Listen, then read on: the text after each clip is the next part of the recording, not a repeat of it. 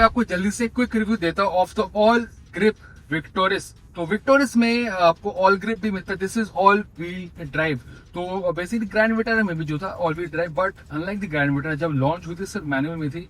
Now Victoris at launch starting आपको सिर्फ automatic में ही मिलता है, and that makes it a lot more convenient. तो ये वर्जन किसको लेना चाहिए? Well obviously as a name suggest, यहाँ पे केपेबल ज्यादा है। चलाने के बाद मैंने थोड़ी ऑफ रोडिंग भी की इस गाड़ी के साथ, that's mild off roading. Now पहली बात आपको बता दो, this is not a proper off roader, this not a proper 4x4, but this sort of increases the capability. यहाँ पे अगर आप हिल्स में ट्रैवल करते हैं, ग्रिप जहाँ पे कम है, अगर आप ट्रैवल बाहर ज्यादा करते हैं, वहाँ जहाँ पे ग्रिप कम है, loose surfaces, and you need that extra traction, all wheel drive obviously helps a lot. Plus यहाँ पे ऑल ग्रिप जो सिस्टम है, यहाँ पे आपको मोड्स मिलता है। ऑटो स्टैंडर्ड में टू व्हील ड्राइव, जब सिस्टम डिटेक्ट करता है कि ग्रिप कम है, इट स्विचेस, और यहाँ पे आपको लॉक भी कर सकते हैं for 50-50 distribution as well. Plus sport भी है, एंड लुक एट दैट, तो I am in sport right now, that's when it system is यहाँ पे पावर फॉर स्पोर्टी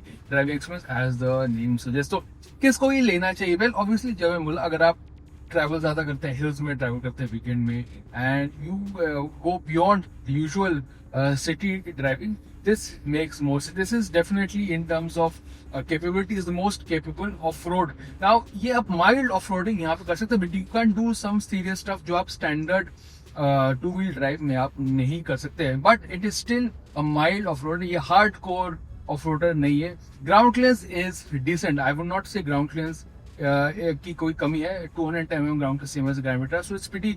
अगर आप खराब रास्तों के ऊपर जाएंगे, you can do some pretty mild off-roading, there's no problems with the ground clearance at all. तो ओवरऑल इस वर्जन में थोड़ी ज्यादा आपको महंगी पड़ेगी ओवर द स्टैंडर्ड 1.5 पेट्रोल, और यहाँ पे माइलेज थोड़ा कम आपको मिलेगा।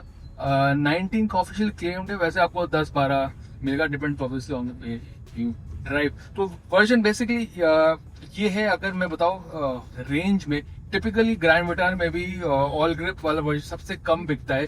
स्टैंडर्ड जो माइल्ड हाइब्रिड है एंड हाइब्रिड का डिमांड ज्यादा है ऑब्वियसली, बट यहाँ पे कैपेबिलिटी के टर्म्स पे this is the most capable victorious that you can get.